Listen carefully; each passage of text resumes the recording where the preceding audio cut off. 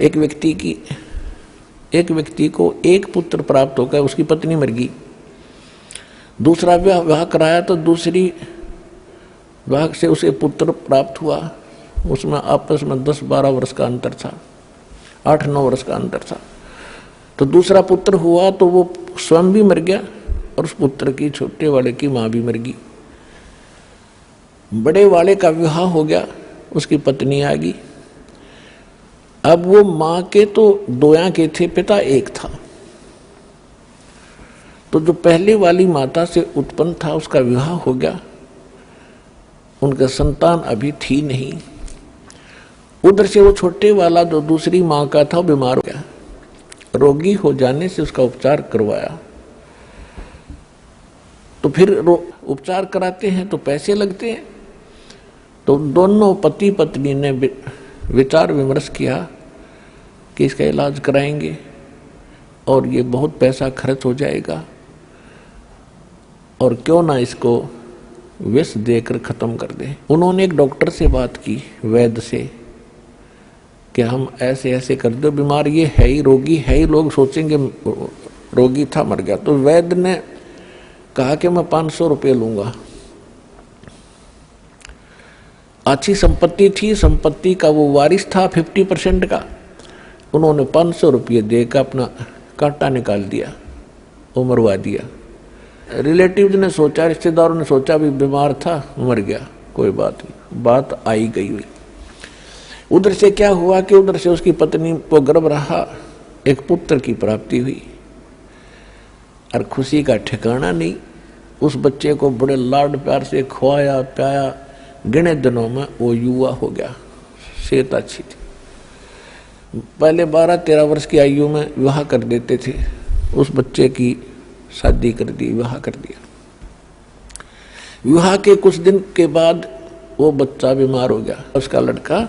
तो उसके ट्रीटमेंट के लिए उसने कति देश विदेश तक सभी झाड़ फूक वाले, किसी ने 1000 रुपये मांगे, 20,000 मांगे, सब दे दिए। वैद्यों ने भी जो मुंह मांगा पैसा दिया, लेकिन रिजल्ट 0 रहा। आधी संपत्ति भी बिक गई और लड़का खाट पकड़ गया, अस्थि पंजर शेष दिखाई दे। तब एक दिन उसका पिता बैठा था साथ में, चारपाई के साथ में। लड़के ने कहा कि भाई साहब एक काम कर, अब मेरे कफन की लकड़ियों की तैयारी कर ले, तेरा मेरा हिसाब हो गया।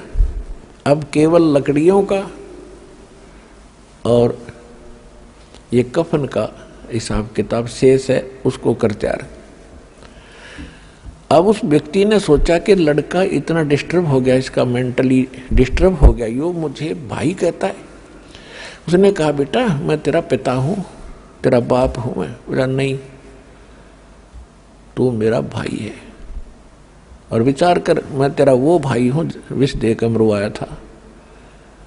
मैं ही तेरे घर पे आया हूं तेरा अपना बदला लेने के लिए, अपना ऋण वापस चुकाने के लिए, और जितनी मेरे हक की, मेरे राइट की संपत्ति थी, मेरे भाग की, वह पूरी खत्म हो चुकी है। अब तेरी शेष है। तब उसका पैर तले की धरती खिसक गई। अपने कुकृत्य का उसको याद आया। तब उसने पूछा कि अभी एक बात बता दे, मैंने तो जैसा जुल्म किया था मेरे सामने आ गया, एक ही पुत्र हुआ, आगे आस नहीं, मेरा तो कुल नाश हो ही गया। पर एक बात बता, हमने तो जो जुल्म किया तेरे साथ हमारे सामने आ गई। इस जो तेरे भाई आई है तेरी ये लड़की जिससे तेरा विवाह हुआ है, अब इसने के कौन सा पाप कर दिया, यह जिंदगी फूकी जाएगी तेरे साथ, क्योंकि उस समय सती प्रथा थी कि तेरे साथ या जीवित जलाई जाएगी। इसने कौन सा दोष कर दिया बेचारी ने। तब उसने बताया कि वो डॉक्टर कहाँ है, वैद्य कहाँ है जिसने मुझे विष दिया था कि तेरे 4 वर्ष के बाद उसकी मृत्यु होगी थी। तो लड़का कहने लगा ये वही दुष्ट आत्मा है, अब यह जिंदगी फूकी जाएगी। और ऐसा ही हुआ।